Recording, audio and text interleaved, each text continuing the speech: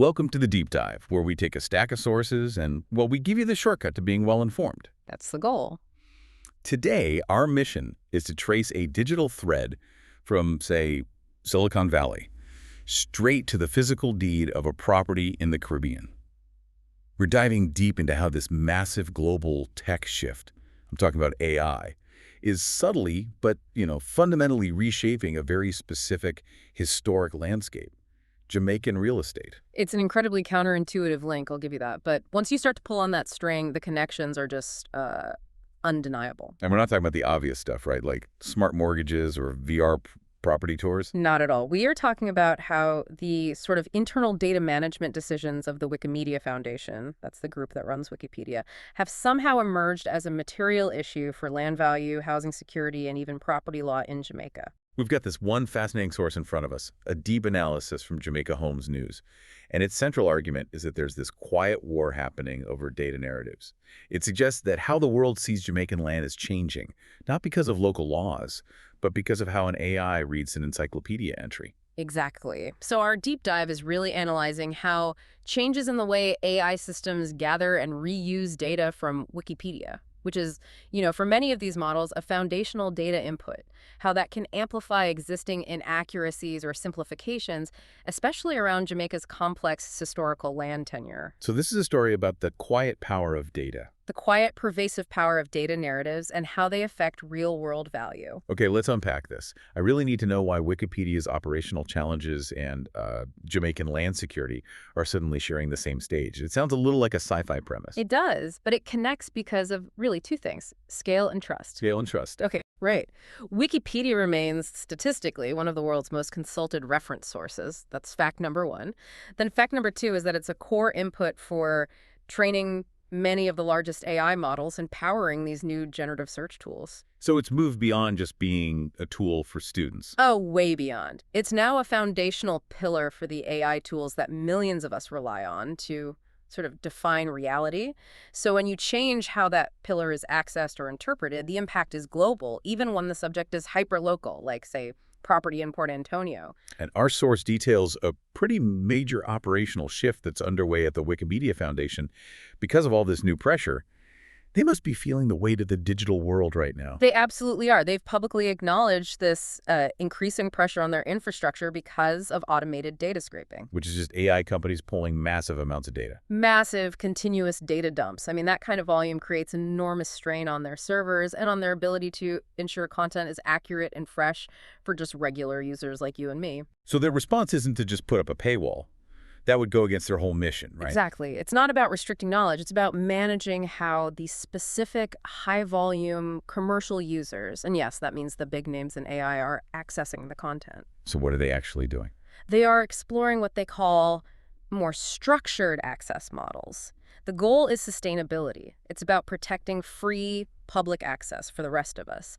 They want the machines to pay for the massive bandwidth they consume and, crucially, to formalize that relationship. So they can track how the data is being reused. Precisely. This isn't about restricting knowledge for people. It's about managing how these powerful machine learning models interpret and reuse that knowledge, which in turn affects the answers people get. That brings us right to the heart of it.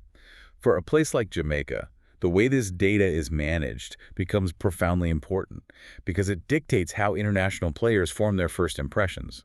That's the key. Buyers, investors, members of the large Jamaican diaspora. They might hit Google or an AI chatbot first when they're thinking about a property purchase, and that initial digital summary just sets the entire stage. So this is where we need to stop thinking about land as just abstract real estate. Yes, we have to connect the information landscape to the physical historical reality. The Jamaican land market is not separable from its deep and, frankly, very complex history. If you miss that history, you just fundamentally misunderstand the context, the legal risks, and the true social value of that land. So give us some of that essential historical context, the stuff a quick digital summary is almost guaranteed to miss, or worse, oversimplify. Well, we have to start by acknowledging that the patterns of ownership are rooted in the legacy of the plantation economy. When emancipation happened, the land tenure system didn't just become a standard modern real estate market overnight. It's not that simple. Not at all. Post-slavery settlement patterns created all these complex legal situations. You had crown land held by the government, and most importantly, you have the structure of family land arrangements. Let's pause right there because that term family land feels foundational to this whole discussion. Can you define that in simple terms for us? Sure. Think of family land as communally owned land. It's a mechanism that emerged after emancipation, and it was designed to keep land within the family structure across generations, often without any formal legal title. So it's passed down by custom? By custom and inheritance, sometimes for a century or more. And critically, it can be extremely difficult to divide, sell, or even use as collateral because many individual family members, living all over the island or in the diaspora often have a claim to it. So this isn't just some historical footnote. These realities are still affecting key legal issues today. Absolutely. Family land tenure and other historically complex arrangements, they directly affect title clarity, inheritance development rights, and they severely limit access to formal finance. Which a bank or an overseas buyer might not understand at all. Exactly. If a bank or an investor who's relying on some digital risk assessment doesn't get the nuance of family land, they might miscalculate the risk dramatically or just reject the investment entirely. And here's the core tension then. When online material, like a generalized Wikipedia entry, tries to simplify this incredibly layered history into a quick real estate fact sheet, it just completely distorts expectations. And that distortion is the very nature of the problem we're seeing amplified by AI.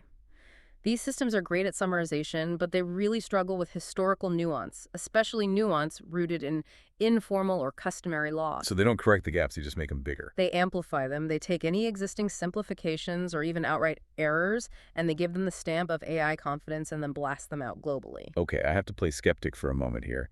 Is this fear a bit overblown? I mean, does anyone really buy property based on a Wikipedia summary? Don't they consult lawyers and local experts? That's a fair question. But here's where the data narrative acts as a filter on reality. People don't close a deal based on Wikipedia, of course not. But they do form their initial expectations there. And those expectations influence everything else. They influence demand, pricing strategy, everything. An investor in, say, Toronto looks up a Jamaican town. If the AI summary sourced from Wikipedia reduces that area to surface-level facts and ignores these complex land arrangements, that investor enters the market with a completely flawed understanding. So it's not the final legal ruling that's the problem. It's the first impression. It's the first impression and the friction it creates. They might demand a type of title clarity that is just impossible for a family landowner to provide, or misprice a property based on generic international metrics that just don't apply. Can you give us a more specific scenario of how that distortion could play out? Certainly.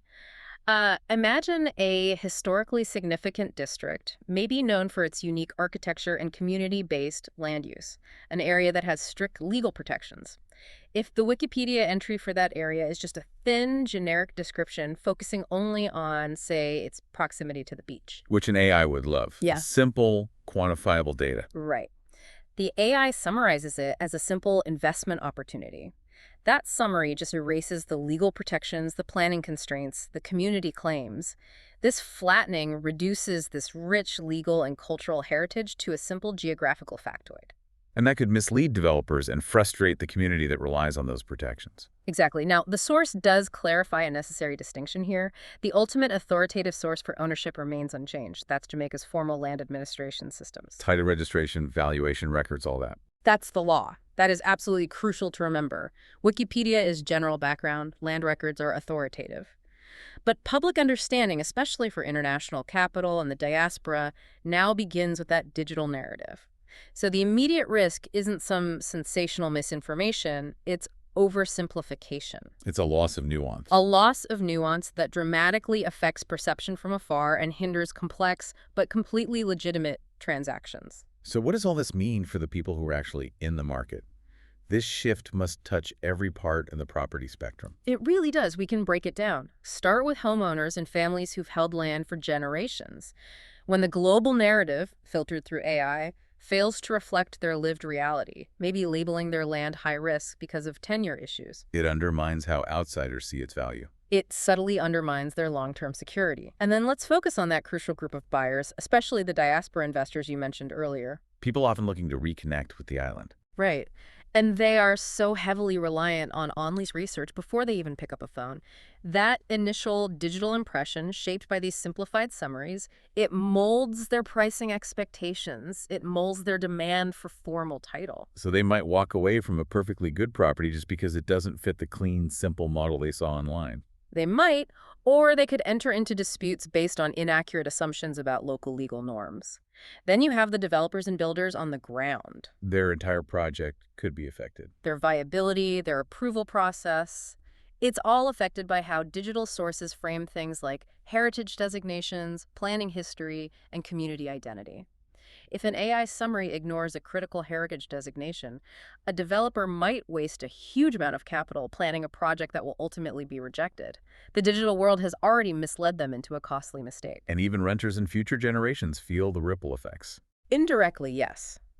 The accuracy of this digital narrative influences how land is valued, developed, and transferred over time.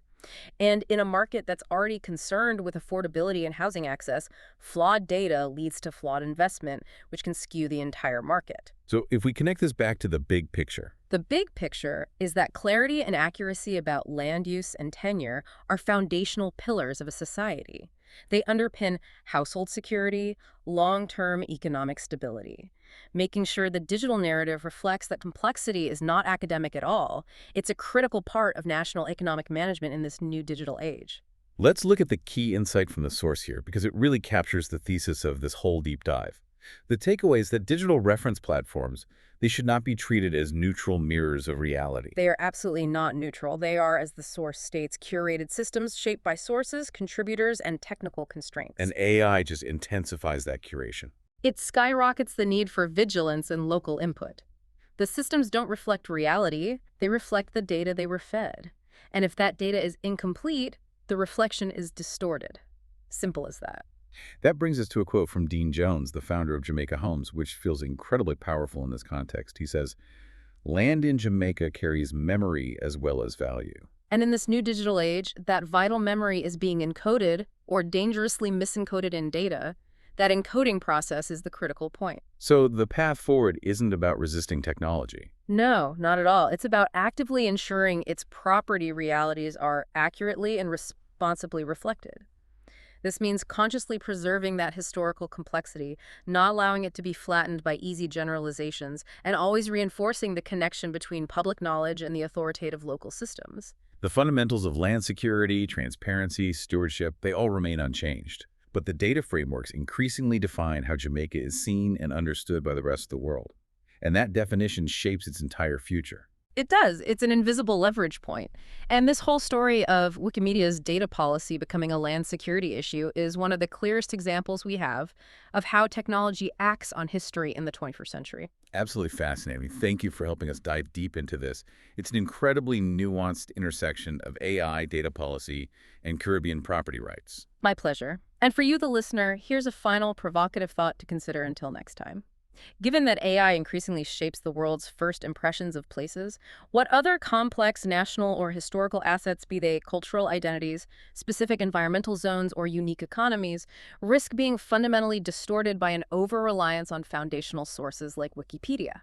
What data framework truly defines the long-term value and history of your own community? And maybe more importantly, who controls that framework? Think about that until the next time we deep dive.